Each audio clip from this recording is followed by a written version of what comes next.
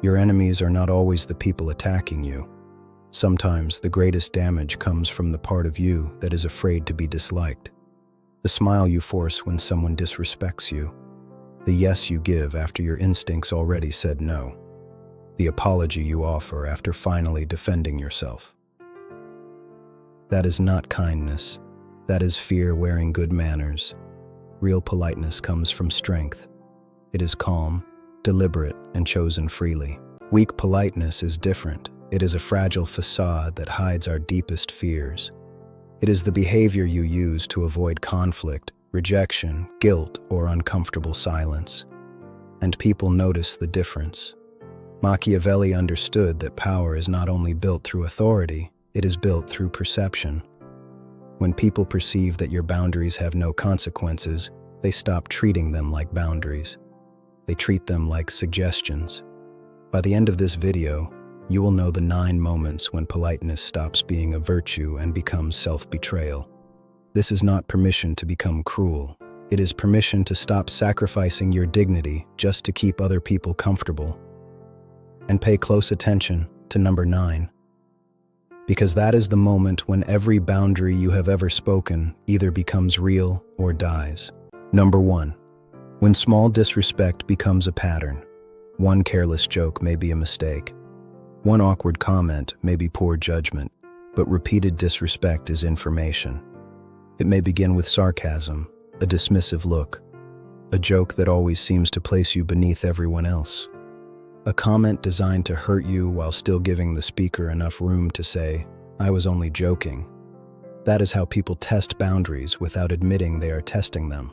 They push lightly, then they watch. Do you laugh? Do you stay silent? Do you make their behavior easier by pretending it did not affect you? If the answer is yes, the pattern often grows. Today, it is a joke. Next week, they interrupt you publicly. Later, they begin speaking to you as if your dignity is optional. Disrespect rarely arrives as a dramatic event. It usually arrives in small doses that become normal because nobody stopped them early. The answer is not rage. A person who explodes at every slight is not powerful. He is unstable. The answer is clarity. You can say, "Do not speak to me like that." What exactly did you mean by that? Say that again without the joke. These are not threats. They are pressure. They force the person to either own the disrespect or retreat from it. That moment matters because behavior changes when it meets a clear consequence. Machiavelli understood that people study what others tolerate. If they see that you defend your line calmly, most will adjust. If they see that you will absorb anything to appear easygoing, some will keep moving the line. You do not need to punish every mistake, but you do need to recognize patterns. The first insult may be accidental. The 5th one is a relationship structure. End the structure early. Number 2. When someone repeatedly talks over you. Being interrupted once is normal. Being interrupted constantly changes the social balance. Someone cuts you off, you wait, you try again. They cut you off a second time, then a third. Because you do not want to seem rude, you shorten your point. You speak faster, you lower your voice. Eventually, you stop contributing. That is how a person loses space without anyone formally taking it away. People track social position through small signals. Who finishes a sentence? Who receives attention? Who gets ignored? Who is allowed to control the pace of the conversation? Most people never consciously analyze these details, but they feel them. If someone repeatedly speaks over you and you accept it, everyone in the room learns that your voice can be treated as optional. The solution is not to become louder. Volume is not authority. When someone interrupts you, stop speaking. Do not race them. Do not compete. Look at them. Let the awkwardness exist. Then say, "I was not finished," or "Let me complete the point." 4 or 5 calm words can restore more authority than a minute of emotional argument. Imagine you are in a meeting. The same person interrupts you for the 3rd time. Your old habit says, "Do not make this uncomfortable." But it is already uncomfortable. They created the discomfort when they decided your thought did not deserve to be completed. So you say, "You have interrupted me several times. Let me finish." No anger, no smile, no apology. Then continue. You are not demanding attention. You are correcting the structure of the room. If you do not protect your voice, someone else will decide how much space it deserves. Number 3, when you start over-explaining your no. Over-explaining is often fear leaking through language. You say no, then you explain, then you justify, then you soften, then you apologize. By the end of this video, the other person has a complete map of where your boundary is weak. They ask, "Why?" You answer. They respond, "That is not a real problem." You explain again. They offer a solution you did not ask for. You defend your decision. They tell you how much they need you. Now your no has become a negotiation. This is how many boundaries collapse. Not through force, through debate. The problem is not that you explained. Sometimes explanation is respectful and necessary. The problem begins when you are not giving information. You are seeking permission. You want the other person to approve of your boundary before you feel allowed to keep it. But a boundary does not require unanimous support. You can say, "I am not available. That does not work for me. I will not be doing that. No." And then simply stop. Silence will feel uncomfortable at first. That is because you are used to carrying the emotional weight for both people. You are used to making your refusal easy for them to accept. But their disappointment is not automatically your responsibility. People who respect you may ask for clarity. People who want control often demand explanations so they can dismantle them. Learn the difference. The more you explain a boundary, the more opportunities you create for someone to edit it. State the decision clearly, then let it stand. Number 4, when you are pressured to forgive before trust is rebuilt. Some people do not want forgiveness. They want the consequences to disappear. They lie to you, betray you, cross a line. Then suddenly, everyone around you becomes a philosopher. Let it go. Be the bigger person. Do not hold on to negativity. Forgiveness is for you. Sometimes those words are true. Sometimes they are being used to rush you back into a relationship that has not changed. Forgiveness and restored access are not the same thing. You may forgive someone internally and still decide they no longer belong in your life. You may release anger without pretending trust has returned. You may stop seeking revenge without offering the same position they used to hurt you. Machiavelli placed more value on behavior than appearances. That principle matters here.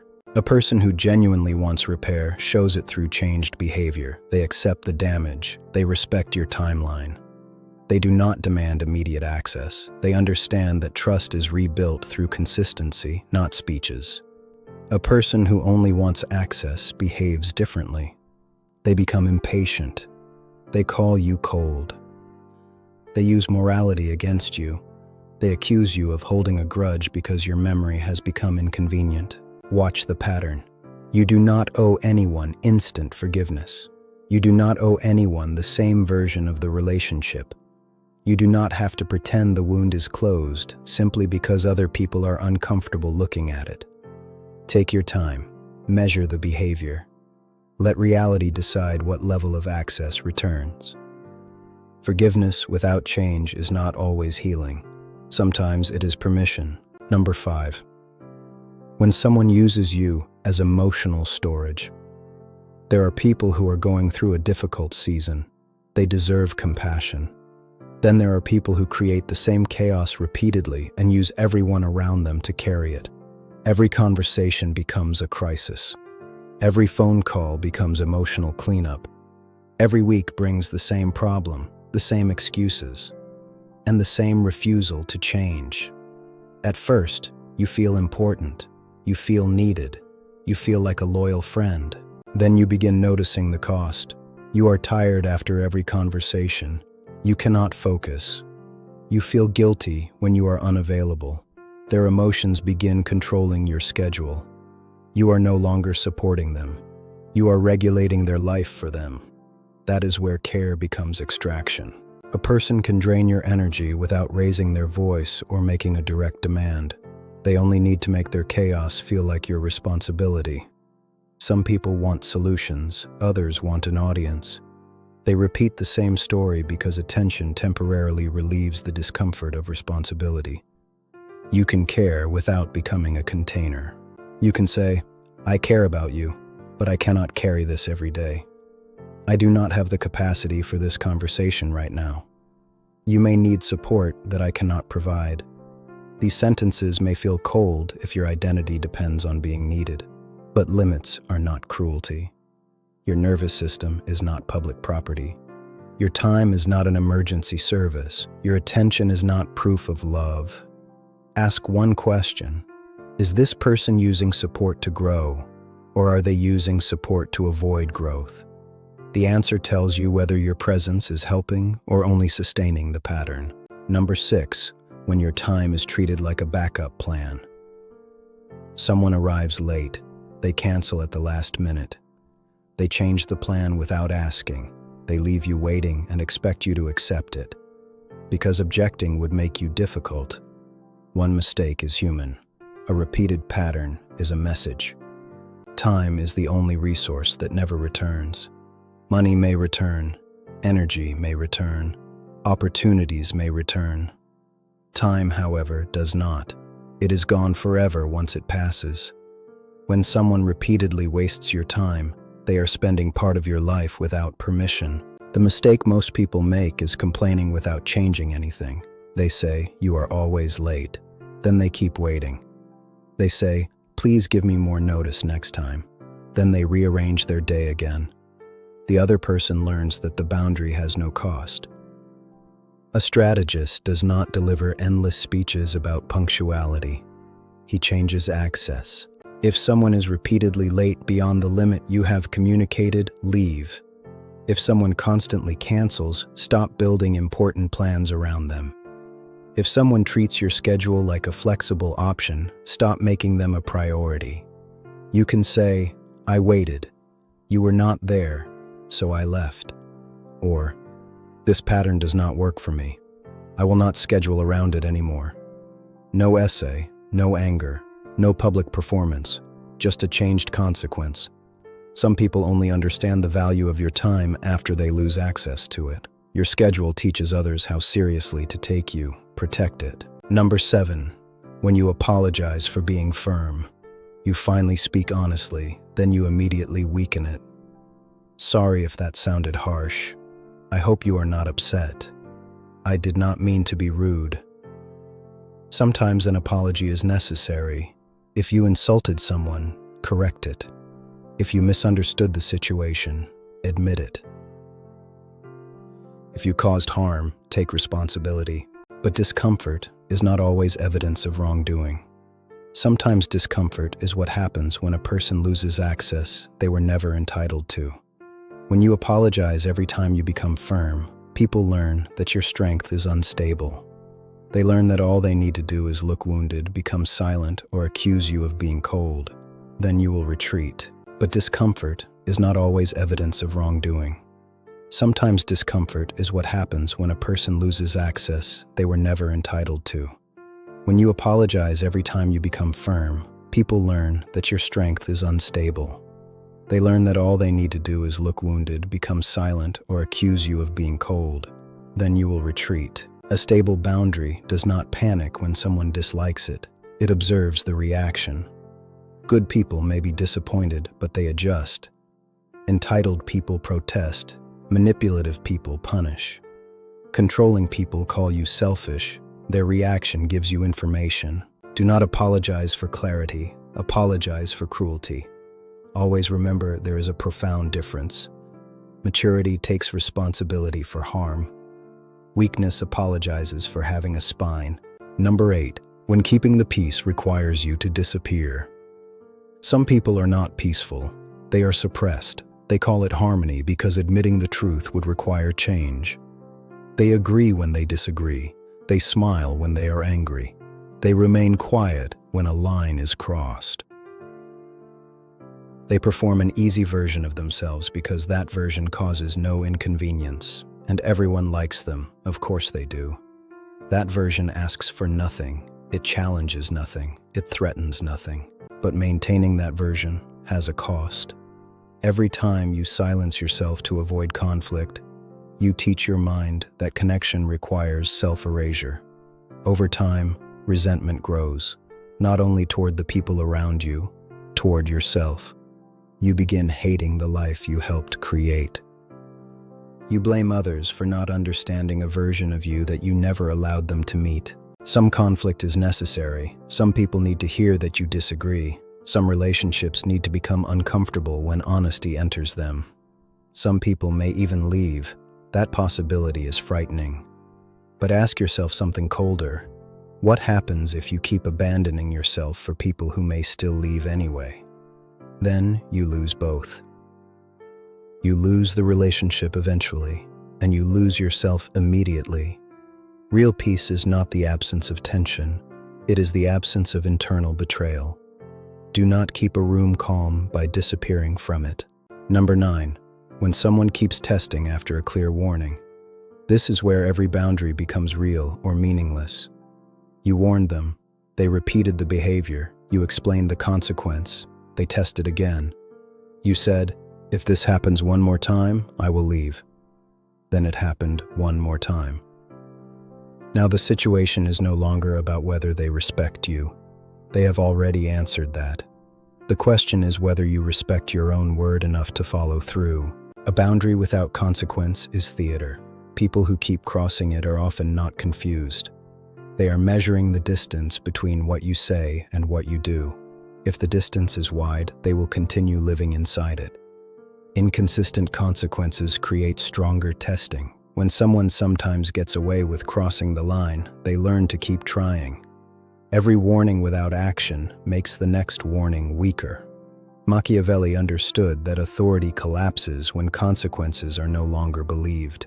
Give one clear warning when necessary, then act. Not revenge, not rage, not humiliation. Consequence. If this happens again, I will leave. Then leave. If you speak to me that way again, the conversation ends. Then end it. If this pattern continues, you will no longer have access to me. Then remove access. No second courtroom, no dramatic speech, no endless explanation. Follow through costs something. It may cost comfort, approval, familiarity, a friendship, a relationship. That is why so many people avoid it. But failing to follow through costs more. It destroys self-trust. And once you stop believing your own word, every boundary you set becomes weaker from the inside. A dangerous person is not someone who threatens everyone. It is someone who keeps promises to himself. When he says the pattern is over, it is over. When he says he will leave, he leaves. When he says access has ended, access ends. The moment your consequence becomes real, your self-respect begins returning. This is not about becoming rude. It is not about treating every mistake like an attack. It is not about becoming cold, paranoid, or cruel. It is about discernment. There are moments when politeness is strength, and there are moments when politeness is fear. The difference, however, is simple and profound. Strength chooses kindness freely. Fear uses kindness to escape consequences. Machiavelli understood that some people respond to character. Others respond only to limits. Some respect kindness. Others interpret endless kindness as unlimited access. You do not need to hate them. You need to see them clearly. Correct repeated disrespect. Always. Protect your voice. It matters. Stop over-explaining your no. Just stop. Do not rush forgiveness before trust is rebuilt. Refuse to carry emotional chaos that is not yours. Protect your time. It belongs only to you. Stop apologizing for firmness. Strength is never a mistake. Do not keep peace by abandoning yourself. And never give a warning you are unwilling to enforce. This is not motivation. Motivation disappears. This is identity. The old identity needed everyone to approve. The new identity understands that respect sometimes begins where approval ends. The old identity explained forever. The new identity communicates clearly. The old identity warned repeatedly. The new identity follows through once. So ask yourself, which of these 9 moments exposes your weakest boundary? Do not choose the one that sounds impressive. Choose the one you know has been costing you peace. Write the number in the comments, then decide what consequence, sentence, or standard must change today. Remember this: if your kindness has no boundaries, it is not always virtue. Sometimes it is surrender.